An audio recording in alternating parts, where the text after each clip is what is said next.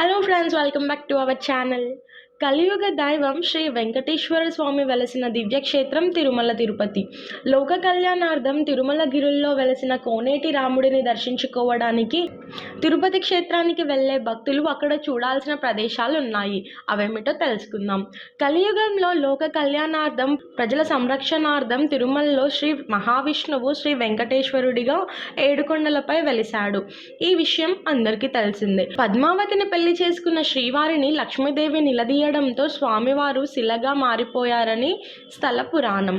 ఇక్కడ చూడవలసిన ప్రదేశాలు: బేడి ఆంజనేయ స్వామి రెండు చేతులు అంజలి ఘటించి వెంకటేశ్వర స్వామి వారిని నమస్కరిస్తూ నిలబడి ఉంటాడు. చిన్నతనంలో తిరుమల వదిలి పారిపోతుంటే అంజనీదేవి చేతులకు బేడీలు తగిలించిందట. అందుకనే ఈయనను బేడి ఆంజనేయ స్వామి అంటారు.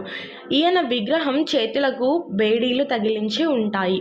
తిరుమల కొండపై వెంకటేశ్వర స్వామి ఆలయానికి ఉత్తర దిశగా పుష్కరిణి అనుకొని శ్రీ భువరాహ స్వామి ఆలయం ఉంది. బ్రహ్మపురాణం ప్రకారం తిరుమల ఆదివరాహ క్షేత్రం. ఇక్కడ ఉన్న వరాహస్వామి వారిని దర్శించుకున్న తర్వాతే శ్రీవారిని దర్శించుకోవాలని స్థల పురాణం. స్వామివారి క్షేత్రంలో పాపనాశనం. ఇది ఏడుకొండల్లోంచి సహసిద్ధంగా వచ్చే జలధార.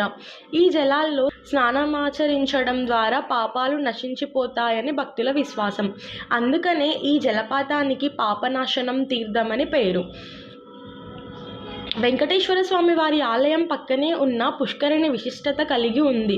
వైకుంఠంలోనే పుష్కరిణి అని భక్తుల నమ్మకం. విష్ణువు భూమిపైకి రావడంతో ఆయన వాహనమైన గరుత్మంతుడు పుష్కరిణి ఇక్కడకు తీసుకొచ్చినట్లు పురాణాల కథనం. శ్రీవారిని దర్శించుకున్న అనంతరం గర్భగుడి చుట్టూ బయటకు వెళ్లే క్రమంలో విమాన వెంకటేశ్వర స్వామి దర్శనమిస్తారు.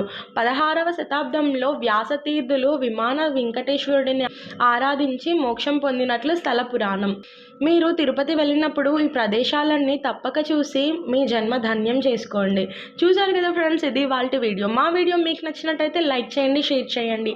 మరిన్ని లేటెస్ట్ అప్డేట్స్ కోసం మా ఛానల్ని తప్పకుండా సబ్స్క్రైబ్ చేసుకోండి. Thanks for watching.